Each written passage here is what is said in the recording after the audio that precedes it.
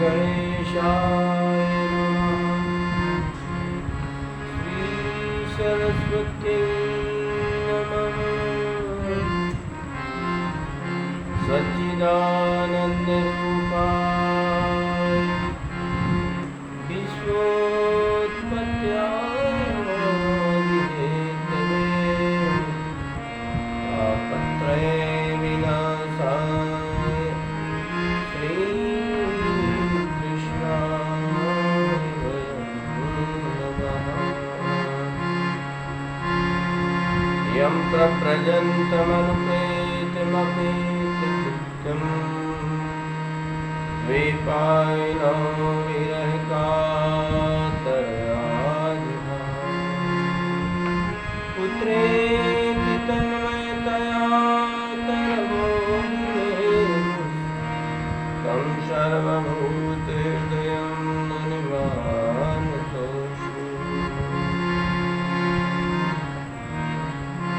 नारायणं नमस्कृत्य नरं चैव नरोत्तमं देवीं सरस्वतीं व्यासं ततो जयमुदीरये।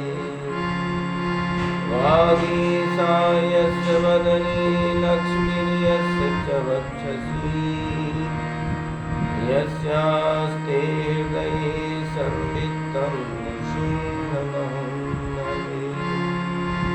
भूतैर्महद्भिर्यैमानो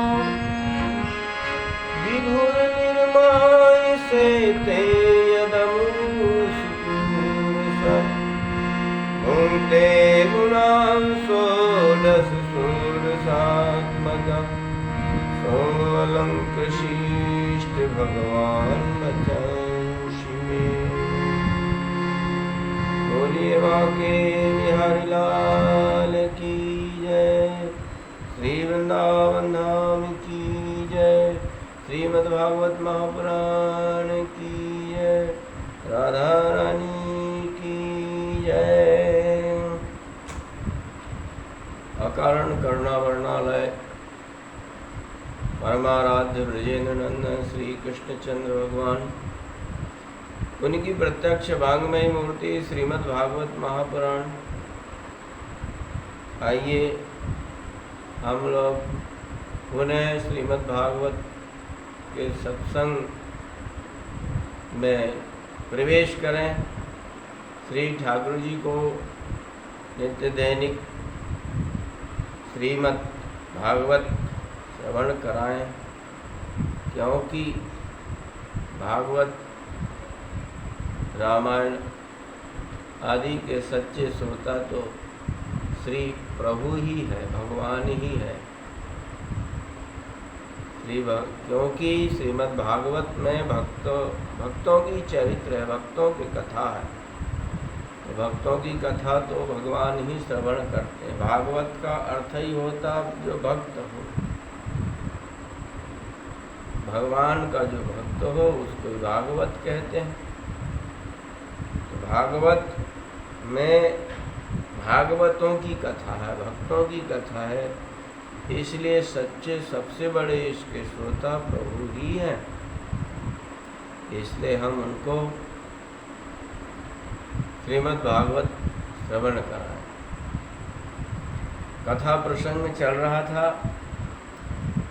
जब सत्य प्रतिज्ञ वसुदेव जी ने सभी पुत्रों को समर्पित करने की प्रतिज्ञा कर ली कंस के समक्ष, तो कंस को विश्वास हो गया कि कभी वसुदेव ने असत्य भाषण नहीं किया।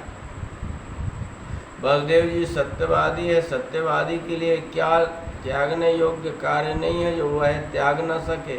वह संपूर्ण वस्तु को त्याग सकता है।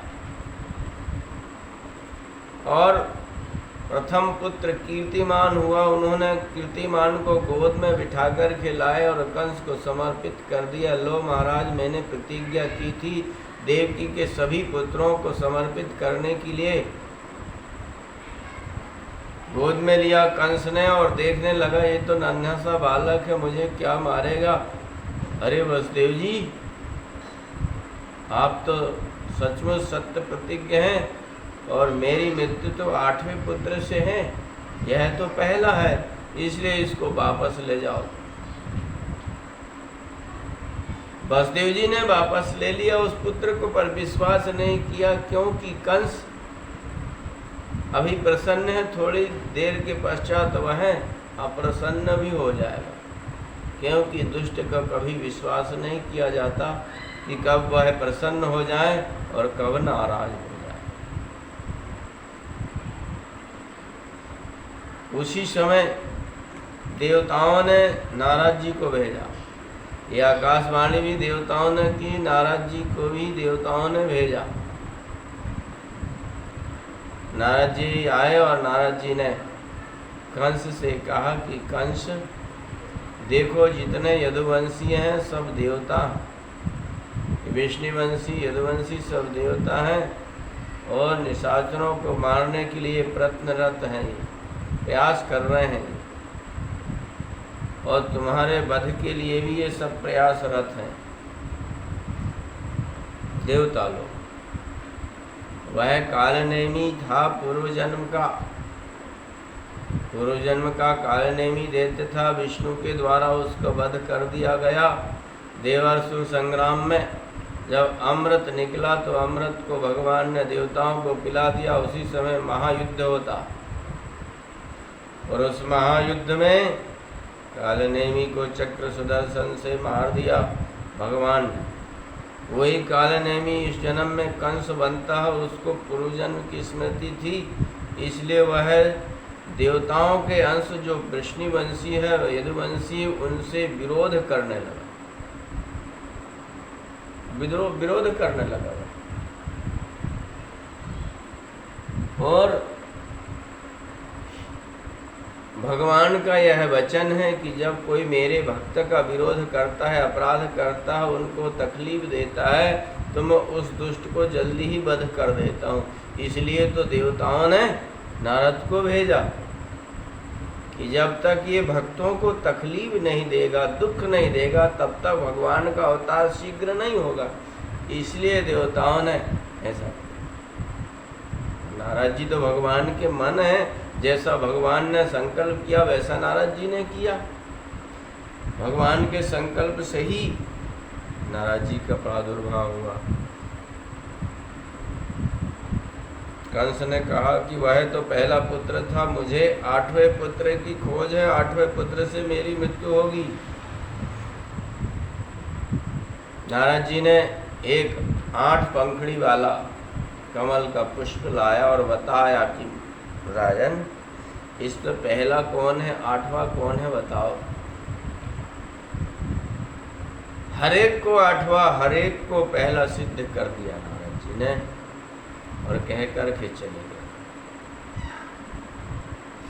नारद जी चले गए। उसी समय देवकी वसुदेव को बुलवा लिया और कंस ने कारागृह में डाल दिया।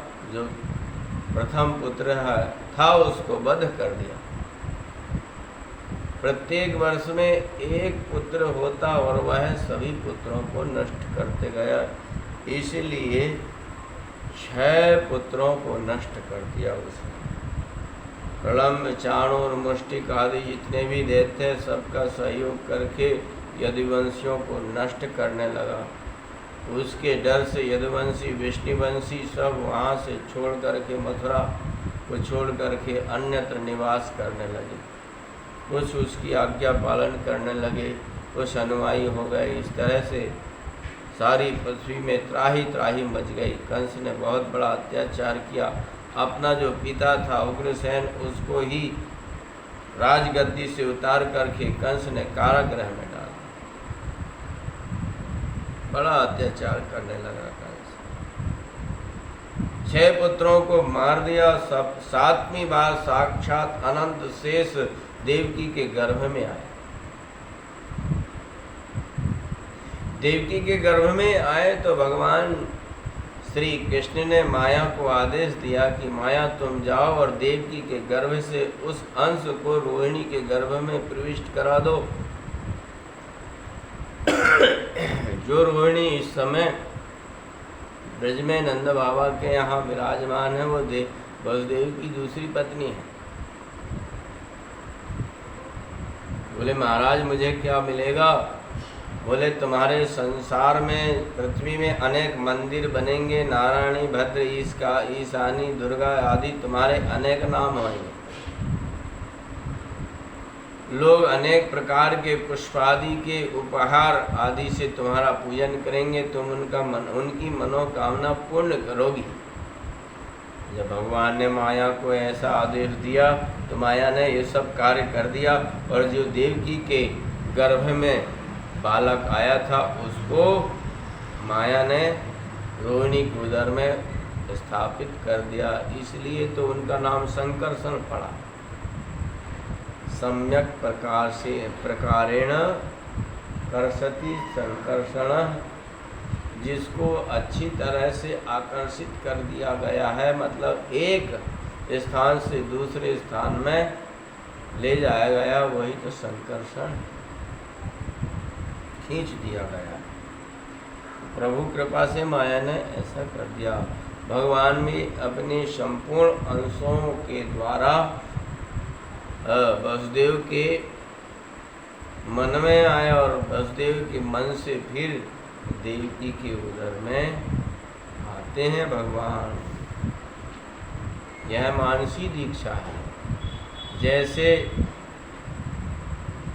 शुक्र रज के संयोग से जीव की उत्पत्ति होती है, हमारा शरीर उत्पन्न होता है, वैसे भगवान का शरीर शुक्र और रज के संयोग से नहीं होता। भगवान तो स्वयं प्रकट होते हैं। हम कर्माधीन उत्पन्न होते हैं, हमारा जन्म कर्म के अधीन होता है, हम परवश रहते हैं, पर भगवान स्वेच्छा निज इच्छा निर्मित तनु माया गुण गोपाल, अपनी इच्छा से वह शरीर धारण करते हैं। हमारे शरीर में और भगवान के शरीर में अंतर होता है। हमारा शरीर पांच भौतिक शरीर होता है। चित जल पावक, गोस्वामी तुलसीदास जी ने जैसे कहा, चित जल पावक गगन समीरा, पंच रचित अधम शरीरा, पंच रचित अधम शरीरा, क्षिति जल पावक गगन समीरा, पंच रचित अधम शरीरा। आकाश, वायु, अग्नि, जल, पृथ्वी, ये पंच महाभूतों से हमारा शरीर निर्मित होता है। और जब जीवात्मा इससे निकल जाती है अपने समय का उपभोग करके, जब यह जीर्ण शीर्ण हो जाता है हमारा शरीर, हमारे शरीर का जो आकाश तत्व है आकाश में मिल जाता है, वायु तत्व वायु में मिल जाता है, अग्नि तत्व अग्नि में मिल जाता है, पृथ्वी तत्व पृथ्वी में मिल जाता है, अग्नि तत्व जल तत्व जल में मिल जाता है। जीवात्मा इस शरीर को छोड़ करके नवीन शरीर धारण कर लेती। जैसे गीता में कहा है, वासांस जीर्णानि यथा विहाय नरो गृह्णाति नरो प्राणि तथा शरीराणि गृह्णाति देहि। जैसे हम पुराने वस्त्र हो जाते हैं तो पुराने वस्त्र को त्याग कर नवीन वस्त्र धारण कर लेते हैं, इसी तरह जब यह शरीर पुराना हो जाता है, यह शरीर जीवात्मा आत्मा का वस्त्र है, पुराना हो जाता है तो उसको छोड़ करके वह नवीन वस्त्र धारण कर ले। क्योंकि हमको जीर्ण शीर्ण पुराना फटा पुराना वस्त्र पसंद नहीं आता, अच्छा नहीं लगता है। इसी तरह से आत्मा को जब पुराना वस्त्र हो जाता है उसका शरीर, तो उसको अच्छा नहीं लगता है, वह नवीन शरीर को धारण कर लेती, नवीन वस्त्र धारण कर लेती।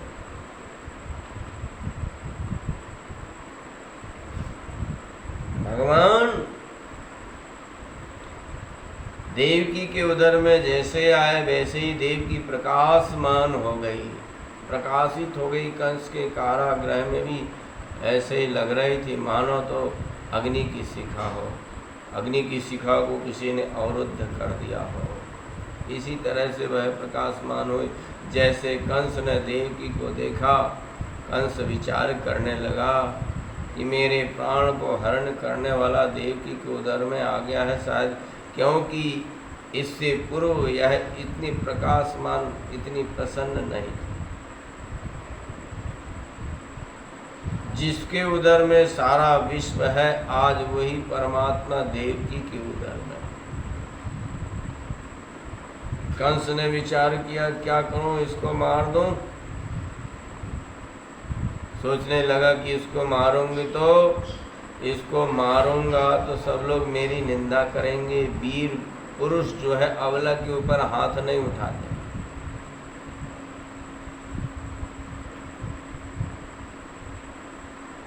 और मरने के पश्चात मेरी निंदा होगी, मुझे नरक मिलेगा। यह देवकी के वध से स्वयं निवृत्त हो गया। अब यहाँ पर हम विचार करें, वही कंस था एक बार जब विवाह के चिन्हों से चिन्हित देवकी थी, मंगलसूत्र था, कंगन हाथ में थे। उस समय बाल पकड़कर मारने के लिए हिचकिचाया नहीं। फिर आज देवकी को देखकर उसको सद्बुद्धि कैसे आ गई? क्योंकि देवकी के अंदर आज परमात्मा विराजमान हो गए, परमात्मा आ गए हैं, इसलिए देवकी को देखकर उसके मन में सद्बुद्धि आ गई। परमात्मा तो देवकी के अंदर पहले ही थे, पहले से थे, निर्गुण निराकार के रूप में, आत्मा के रूप में। पर आज सगुण साकार के रूप में जब परमात्मा आए तो देवकी को देख कर के उसके अंदर सद्भाव आ गया। यही निर्गुण निराकार और सगुण साकार का प्रभाव होता है। हमारे अंदर परमात्मा निर्गुण निराकार से विराजमान है आत्मा के रूप में, और हमारा दुख दूर नहीं होता है, हमारी बात वह नहीं सुनते।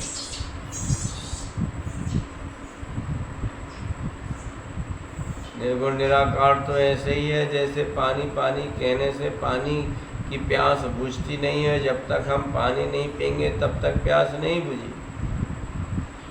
इसी तरह से जब तक हमारे जीवन में सगुण साकार की उपासना नहीं आएगी तब तक हमारा दुख दूर नहीं होगा। सबसे बड़ा जीव का दुख है बार बार जन्म लेना और बार बार मरना। जन्मत मरत दुसह दुख हो, असहनीय दुख होता है जन्म लेते मरते समय। यह दुख कब दूर होगा? जब सगुण साकार भगवान की हम उपासना करें, उपासना करें। प्रभु कृपा से जैसे ही देवताओं ने देखा कि देवकी के उदर में भगवान है, गर्भ में आ गए हैं, सारे देवता लोग वहाँ आकर के कंस के कारागृह में और गर्भ स्तुति करते हैं। इसको कहते हैं गर्भ स्तुति, गर्भ की स्तुति। गर्भ स्थित भगवान की स्तुति। इसमें भी संतों का भाव है। एक बार रोते रोते गर्भ गया भगवान के पास। भगवान ने पूछा कि क्यों रो रहा भाई? भगवान से उसने शिकायत की कि सब लोग मेरी निंदा करते हैं, ऐसा कर्म करो जो गर्भ में निवास ना होना पड़े, क्योंकि गर्भवास समम दुखम न भूतो न भविष्यति। गर्भवास में जितना दुख होता है न वह भूत में हो सकता है न भविष्य में हो सकता है। सबसे ज़्यादा दुख गर्भवास का होता है। तो ऐसा साधन करो, ऐसी भक्ति करो, ऐसी उपासना करो, ऐसा ज्ञान करो, ऐसा योग करो ताकि गर्भ में निवास ना होना पड़े, गर्भ निवास ना हो, गर्भवास में गर्भवास ना मिले। मेरी सब बुराई करते हैं, सब निंदा करते हैं। तो भगवान ने उसको आश्वासन दिया कि देखो गर्भ, आज सब तुम्हारी निंदा करते हैं, किंतु जब स्वयं मैं तुम्हारे में वास करूँगा तो तुम्हारी सब स्तुति करने लगेंगे। सब लोग कौन? बोले देवता भी स्तुति करने लगेंगे तो दूसरों की कौन कहे। इसलिए इसको गर्भी स्तुति कहते हैं। सारे देवता लोग देवकी के उदर में देख करके स्तुति करने लगे। तो भगवान से क्या कहते हैं? सत्यव्रतम सत्यपरम त्रिसत्यम सत्यस्य योनिं निहितं च सत्ये सत्यस्य सत्यमृत सत्यनेत्रं सत्यात्मकं त्वां शरणं प्रपन्ना। प्रभु आप सत्यव्रत हैं। सत्यव्रत मतलब, सत्यव्रत का मतलब होता है जो सत्य का पालन करते हैं। रामो दुर्नभाषते, रामो श्री राम दोबारा नहीं बोलते, एक ही बार बोलते। दुर्नाभिसंधत्ते, दो बार बाण नहीं प्रयोग करते। एक बार बाण प्रयोग कर दिया तो लक्ष्य भेदन करके ही बाण लौटता। दुर्ना स्थाप्यते, अपने आश्रितान, अपने भक्तों को दोबारा नहीं स्थापित करते हैं। एक बार स्थापित कर दिया सो कर दिया। विभीषण को राज तिलक दे दिया सो दे दिया। सत्यव्रत है, जो प्रतिज्ञा करते हैं उसका अनुपालन करते हैं अक्षर से। हम तो बार बार प्रतिज्ञा करते हैं और बार बार तोड़ देते हैं। प्रतिज्ञा करके वचन दे करके वचन तोड़ देना ये सारे पुण्यों को नष्ट कर देता है। इसलिए पहली बात तो प्रतिज्ञा मत करो, सोच विचार कर करो, क्या मैं इसका पालन कर लूँगा। मैं जिस बात को कह रहा हूँ, जिसकी प्रतिज्ञा कर रहा हूँ, क्या मैं इस बात को पूरा कर लूँगा। ऐसी प्रतिज्ञा सोच विचार कर करो। और प्रतिज्ञा कर लिया है तो उसका पालन भी करो। वचन दे दिया किसी को तो उसका पालन भी करो। आजकल हमारी वाणी में शक्ति क्यों नहीं है? क्योंकि हम बार बार मिथ्या भाषण करते हैं। दिन भर में पता नहीं कितनी बार झूठ बोल देते हैं। हमारा स्वभाव बन गया झूठ बोलने का। इसलिए वाणी में ओजस्विता नहीं है, शक्ति नहीं है। इसलिए तो हमारी वाणी लगती नहीं है। किसी को हम वरदान दे दें, चाहे श्राप दे दें, कुछ नहीं होता। क्यों? क्योंकि हमारी वाणी में शक्ति नहीं रह गई। मिथ्या भाषण करते हैं, सत्य का पालन नहीं करते हैं, इसलिए वाणी में शक्ति।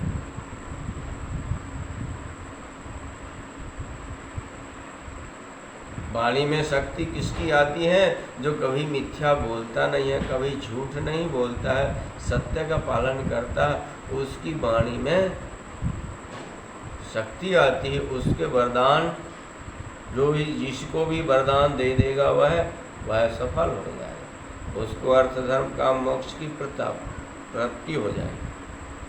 किसी को कह दिया जा तू धनवान हो जा, धनवान हो जाएगा। रोग मुक्त हो जा, रोग मुक्त हो जाएगा। पुत्रवान हो जा, पुत्रवान हो जाएगा। क्योंकि उसकी वाणी में शक्ति।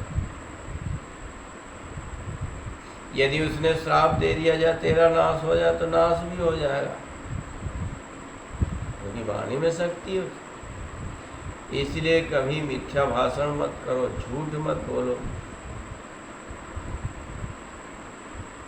और गोस्वामी तुलसीदास जी ने कहा, सत्य जैसा कोई धर्म नहीं है। धर्म न दूसर सत्य समान, धर्म न दूसर सत्य समान। आगम निगम पुराण बखान, नहीं सत्य समय आतक पूजा, नहीं सत्य समय आतक पूजा। गिरि सुन होई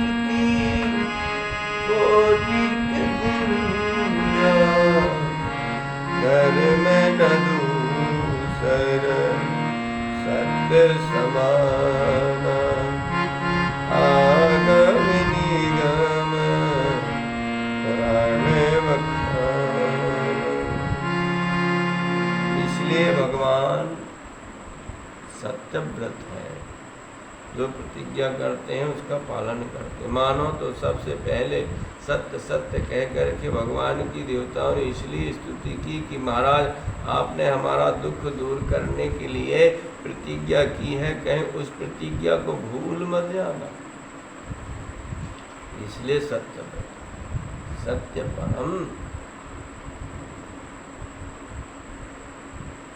परम सत्य है।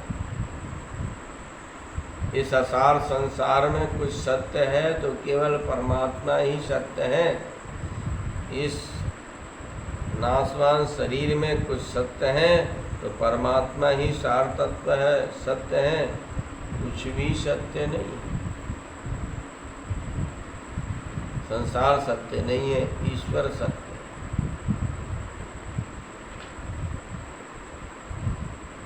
त्रिसत्यम, त्रिसत्य, भूत भविष्य वर्तमान, तीनों कालों के सत्य कौन है? परमात्मा। भूत में भी सत्य परमात्मा है, वर्तमान में भी परमात्मा सत्य है, भविष्य में भी परमात्मा सत्य है। जब सृष्टि नहीं थी उस समय भी परमात्मा सत्य है, जब सृष्टि है उस समय भी परमात्मा सत्य है, जब सृष्टि नहीं रहेगी उस समय भी परमात्मा ही सत्य है। श्री कृष्ण ही सत्य है, श्री कृष्ण सत्य। अब यहाँ देखिए भागवत के मंगलाचरण में व्यास जी ने सत्यम परम धीमहि कहा, मैं सत्य का ध्यान करता हूँ। तो सत्य कौन है? सत्य कौन है? जिस सत्य का व्यास जी ने ध्यान किया मंगलाचरण में, यहाँ बताया श्री कृष्ण ही सत्य है।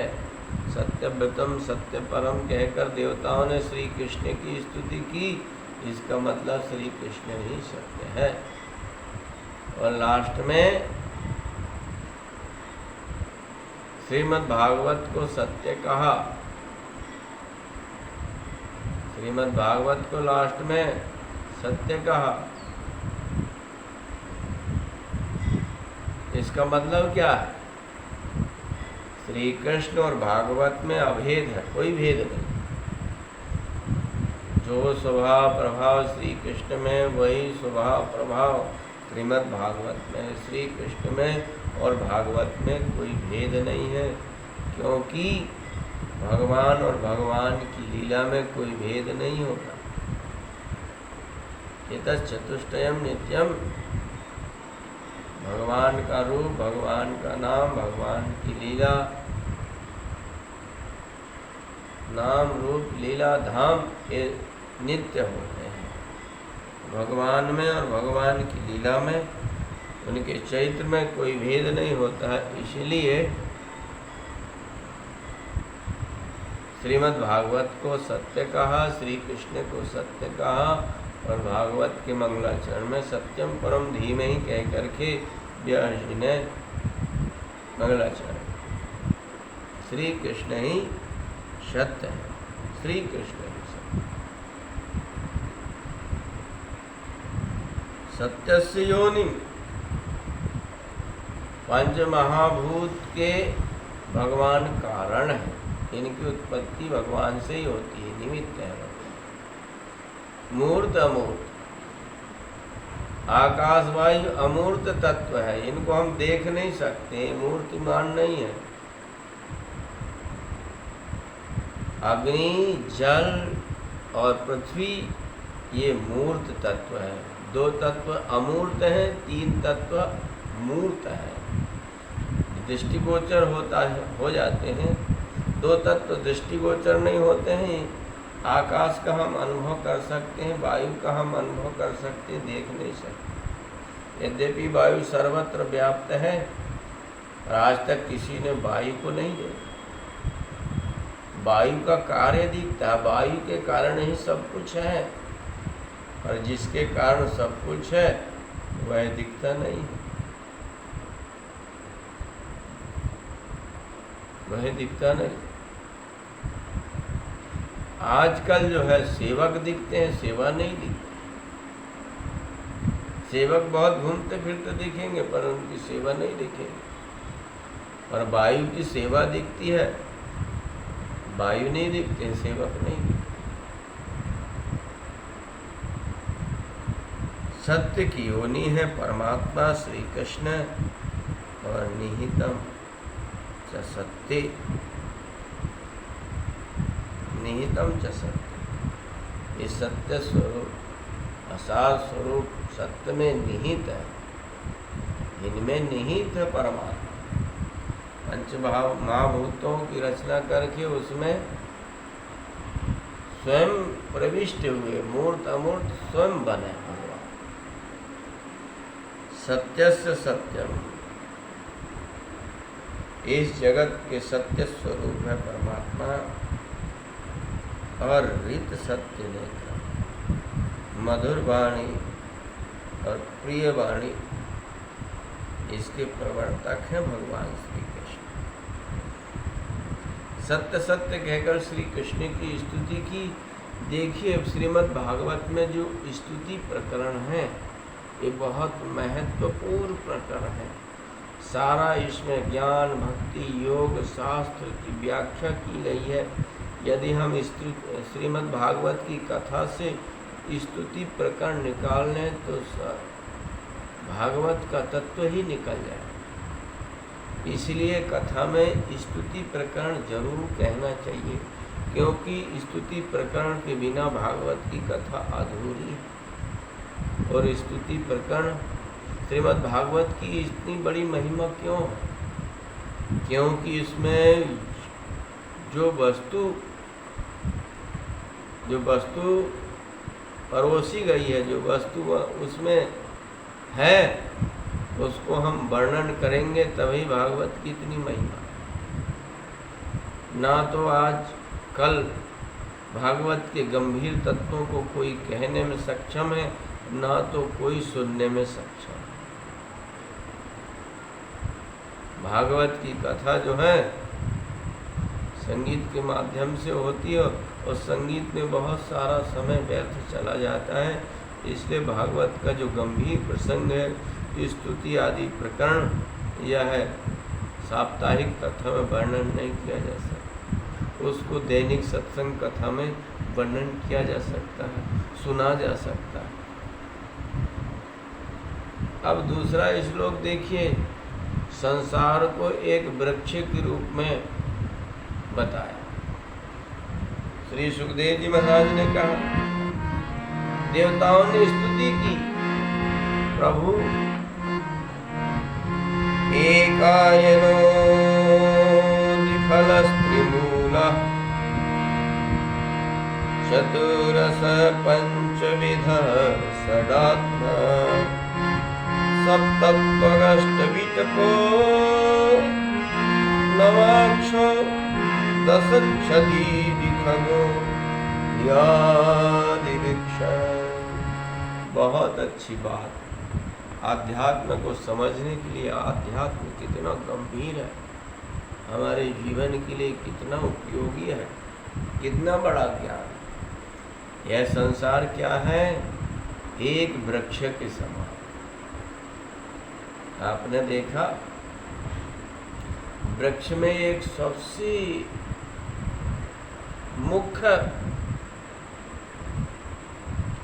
मुख्य जड़ होती है, जिसके आधार पर सारा वृक्ष टिका होता है। एक आयन, यह संसार का वृक्ष भी एक आयन। संसार का वृक्ष में दो फल, वृक्ष में फल लगते हैं, वृक्ष में फल लगते हैं।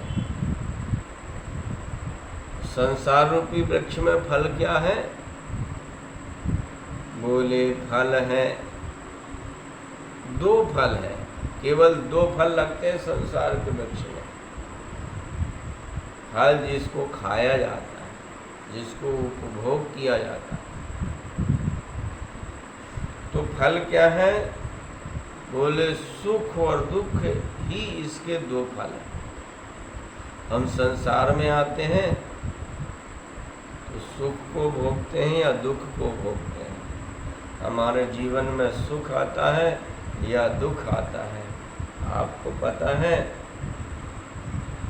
मनुष्य का देह सुख दुख भोगने के लिए ही मिलता है, और दुख पाप का परिणाम होता है, सुख जो है पुण्य का परिणाम है। हमारे जीवन में पाप ही पाप रहेंगे तो हमको नरक की प्राप्ति होगी, पुण्य ही पुण्य होगा तो हमको स्वर्ग की प्राप्ति होगी। और जब पाप पुण्य दोनों रहित हो जाएंगे, हम दोनों से रहित हो जाएंगे, तो मुक्ति का भाग, मुक्ति मिलती है। और जब पाप पुण्य दोनों मिश्रित हमारे जीवन में रहते हैं तो हमको मानव देह मिलता है। मानव देह क्यों मिलता है? पाप पुण्य का फल सुख दुख भोगने के लिए ही मानव देह मिलता है। हमारे जीवन में दुख आया तो समझ लेना चाहिए कि यह पाप का परिणाम है, भोगना पड़ेगा। हमारे जीवन में सुख आया तो सुख को देख करके समझना चाहिए तो पुण्य का फल है, इसको भोगना पड़ेगा। जैसे हम सुख को खुश होकर के भोगते हैं, वैसे ही दुख को भी खुश होकर के भोगना चाहिए। भोगना तो पड़ेगा, चाहे आप खुश होकर भोगो चाहे रो कर के भोगो। तो रो कर के क्यों भोगे, खुश होकर के भी खुश होकर ही भोगो। जीवन में दुख आएगा तो समझ लेना चाहिए हमारे द्वारा किया हुआ कर्म का ही परिणाम है, कर्म का ही फल है। और हम ऐसा विचार नहीं करते हैं। हमारा ध्येय, हमारा उद्देश्य, हमारा ज्ञान उस समय हीन पड़ जाता है। जब जीवन में दुख आता है तो हम ईश्वर को दोष देने लगते हैं कि अरे ईश्वर, हमारे ऊपर ऐसा दुख क्यों ढाया, क्यों दुख दिया? हम तो रोज तुम्हारी भक्ति करते हैं, नाम जपते हैं, फिर भी हमारे जीवन में दुख क्यों? हम ईश्वर को दोष देने लगे। नहीं, ईश्वर किसी को सुख दुख देने वाला नहीं है। हमारे जीवन में जो सुख दुख मिलता हमारे कर्मों का ही परिणाम होता है। इसीलिए पाप कभी मत करो जिससे जीवन में दुख मिले। पुण्य करो, परोपकार करो जिससे जीवन में सुख मिले। तो संसार रूपी वृक्ष में दो फल है, सुख और दुख। सुख दुख इसके दो फल। और त्रिमूल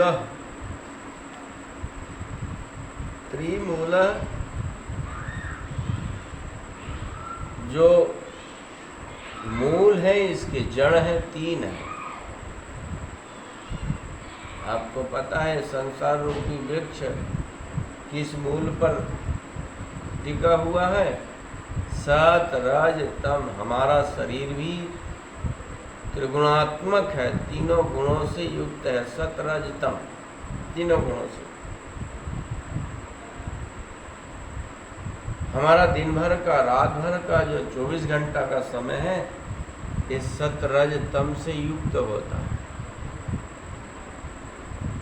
जब हम शांत चित्त होते हैं, शांत वातावरण होता है, सात्विक वातावरण होता है, जब हम प्रभु की आराधना ध्यान में रहते हैं तो समझना चाहिए इस समय सात्विक गुण हमारे जीवन में बरत रहा है। जब हम क्रोध आदि करते हैं, कर्म आदि करते हैं, हाथ से इधर उधर हिलाना, नित्य दैनिक कर्म करते हैं, तो समझना चाहिए इस समय हमारे जीवन में रजोगुण विद्यमान। जो हम निद्रा में हो जाते हैं तो समझना चाहिए इस समय हमारे जीवन में तमोगुण विद्यमान। हमारा सारा का सारा समय जीवन भर का इस सतरज तम से युक्त है। कभी भी व्यक्ति एक गुण में नहीं रह सकता। तमोगुण का स्वरूप है तो सोना आदि, तो वह हमेशा सो नहीं सकता, हमेशा रजोगुण में नहीं रह सकता, हमेशा कर्म नहीं कर सकता, उसको शांति भी चाहिए। हमेशा शांत ही नहीं बैठ सकता, वह एक जगह बैठ नहीं सकता। सत्व गुण में भी हमेशा नहीं रह सकता। इसलिए ये तीनों गुण परिवर्तनशील है हमारे जीवन में, और तीनों गुण एक के बाद एक, एक के बाद एक, ऐसा हमारा स्वभाव बना हुआ। चतुरस है, इस संसार रूपी वृक्ष में 4 रस है। कौन से? अर्थ, धर्म, काम, मोक्ष, ये 4 रस है। क्योंकि हर एक मनुष्य इन्हीं के पीछे पड़ा हुआ है, इन्हीं के पीछे घूमता है, इन्हीं के कारण अपना सब कुछ सर्वस्व जो भी कर्म करने का उद्देश्य है इन चारों वस्तुओं की प्राप्ति के लिए। धन प्राप्ति के लिए, उससे आगे बढ़ो तो धर्म प्राप्ति के लिए, और काम प्राप्ति के लिए, और उससे आगे बढ़ो तो मोक्ष प्राप्ति के लिए। कुछ लोग कर्म करते हैं धन प्राप्ति के लिए, जैसे विद्यार्थी विद्या पढ़ता है धन प्राप्ति के लिए, हम बिजनेस करते हैं धन प्राप्ति के लिए, किसान कर्म करता है, खेती करता है धन प्राप्ति के लिए। और कुछ लोग जो है उनके जीवन में धर्म की प्रधानता होती है। कुछ लोग अर्थ प्रधान होते हैं, उनके जीवन में अर्थ की प्रधानता होती है। वे उनका जीवन का उद्देश्य जो है केवल अर्थ प्राप्ति के लिए होता है। और कुछ लोगों के जीवन में धर्म की प्रधानता होती है, उनका उद्देश्य जीवन का धर्म की प्रधानता है, धर्म की प्राप्ति। वे एन केन प्रकार धर्म करेंगे। कुछ थोड़ा बहुत धन मिल गया उससे धर्म करेंगे, दूसरे का उपकार करेंगे, प्यासों को पानी पिलाएंगे, भूखे को अन्न देंगे, जो रोगी है उनको औषधि की व्यवस्था करते हैं।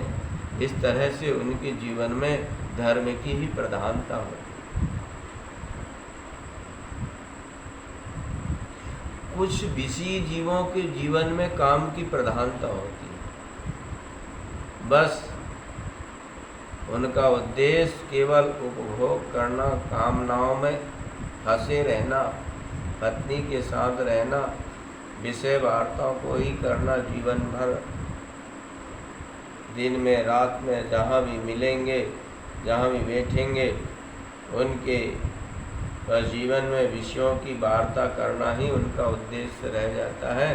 उनके जीवन में काम की प्रधानता होती है, काम ही उनका उद्देश्य है, उनका लक्ष्य हो जाता है। कुछ ऐसे महापुरुष होते हैं जिनके जीवन का लक्ष्य मोक्ष होता है। वो साधनारत रहते हैं और हमेशा मोक्ष प्राप्ति की साधना में लगे रहते हैं कि यह सारा संसार नाशवान है, मुक्ति हमारे जीवन का लक्ष्य है।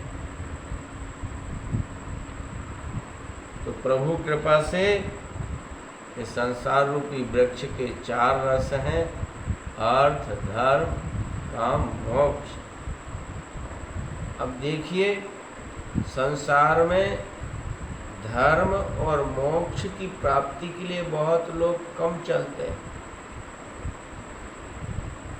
बहुत कम लोग धर्म के पीछे लगते हैं, बहुत कम लोग मोक्ष के पीछे लगते हैं, उनकी प्राप्ति का साधन करते हैं। ज़्यादातर लोग अर्थ और काम में फंसे हुए हैं। इनकी प्रवृत्ति ज़्यादा जो है धन प्राप्ति के लिए है और कामनाओं की पूर्ति के लिए है। यह संसार रूपी वृक्ष में 4 रस है। चतुरथ पंचविधा।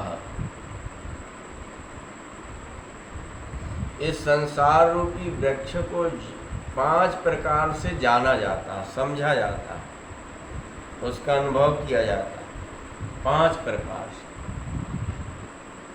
हमारी जो पंच ज्ञान इंद्रिय हैं, इन पंच ज्ञानेंद्रियों के माध्यम से हम इस संसार रूपी वृक्ष को समझते हैं, अनुभव करते हैं। पंच ज्ञान इंद्रिय हमारी आँख है, नाक है, जीवा है, कान है और त्वचेंद्रिय। जिनसे ज्ञान होता है उनको ज्ञान इंद्रिय कहते हैं, जिनसे ज्ञान नहीं होता है, कर्म होता है, उनको कर्म इंद्रिय कहते हैं। जैसे पैर से चलना कर्म होता है, उनको कर्म इंद्रिय कहा, और हाथ से कर्म होता है, इनको कर्म इंद्रिय कहा। हमारे मुख में एक कर्म इंद्रिय है, एक ज्ञान इंद्रिय। वाणी जो बोलने का काम करते हैं, ये कर्म इंद्रिय है, और रसना जिससे ज्ञान होता है, मीठे का, चिरपिरे आदि का, हरे का, ये ज्ञान इंद्रिय हमारे मुख में 2 इंद्रिय, कर्म इंद्रिय और ज्ञान इंद्रिय। जिनसे ज्ञान होता है उनको ज्ञान इंद्रिय कहते हैं। तो इस संसार रूपी वृक्ष को 5 प्रकार से समझा जाता है, 5 प्रकार से देखा जाता है, 5 प्रकार से अनुभव किया जाता है। हम देखकर करते हैं इस संसार को, सूंघकर अनुभव करते हैं, रसना के माध्यम से रस लेकर के अनुभव करते हैं, कान के माध्यम से सुनकर के इस संसार वृक्ष को अनुभव करते हैं हम, और इस त्वचा के माध्यम से स्पर्श करके इसका अनुभव करते हैं। पंचविधा षडात्मा। षडात्मा मतलब 6 ही इसका स्वभाव है।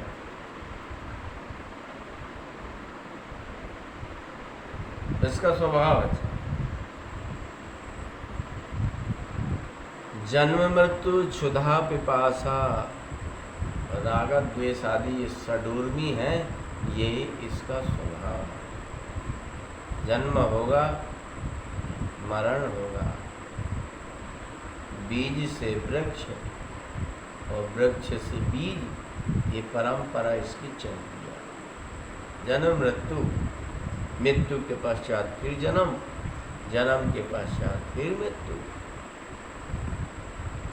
यह परंपरा चलती जाती है। क्षुधा पिपास लगना, जन्म मृत्यु, राग द्वेष होना, यह इसका स्वभाव होता है। सप्तत्वग, 7 त्वचाएं हैं इसकी। जैसे हमारे शरीर में त्वचा होती है, ये शरीर के बाहर होता है, इसी तरह से 7 त्वचा है इसकी। 7 जो धातुएं हैं वे ही सप्तत्वग है। 7 धातुओं से ही हमारा शरीर निर्माण हुआ है। यथा पिंडे तथा ब्रह्मांडे, जैसे पिंड का हम अनुभव करते हैं, वैसे ब्रह्मांड का अनुभव करना चाहिए।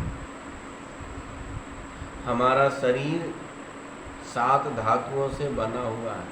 हमारे शरीर में 7 धातुएं हैं। हम भोजन करते हैं, उससे बनता है रस, रस से बनता है रक्त, रक्त फिर मेद, मज्जा, अस्थि, मांस, मांस, अस्थि, वीर्य आदि, ये 7 धातुएं।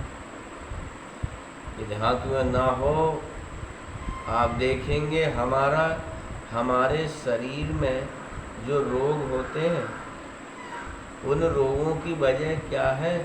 इन 7 धातुओं में किसी की कमी हो जाना।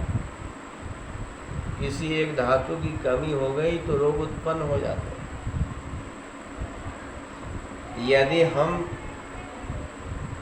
अच्छा रसयुक्त जिस रस से रक्त निर्माण होता है ऐसा भोजन न करें तो रक्त की कमी हो जाएगी। लोग रक्त डालते हैं, ब्लड डालते हैं शरीर में। यदि व्यक्ति अत्यंत वीर्य को क्षीण करेगा, स्त्री संभोग करेगा ज़्यादा, तो उसके शरीर में वीर्य धातु की कमी हो जाएगी, जिससे टीबी आदि रोगों के होने की संभावना होती है।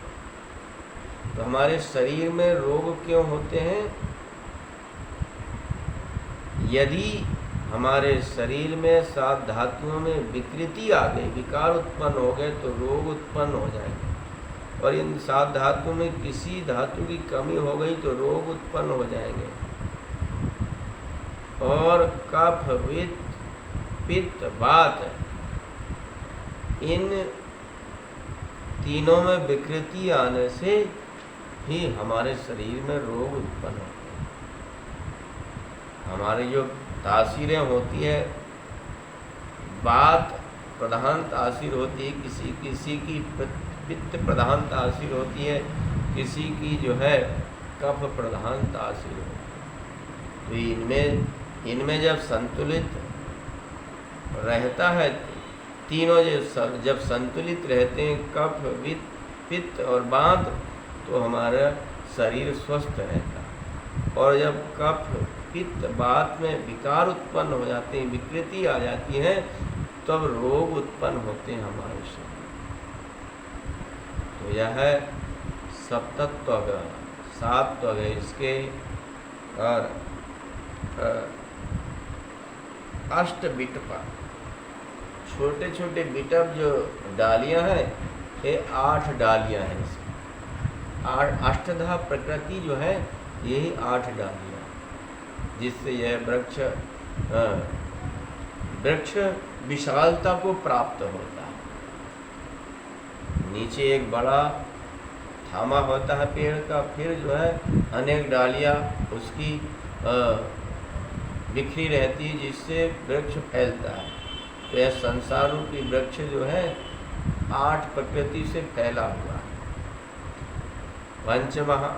अष्ट प्रकृति क्या है?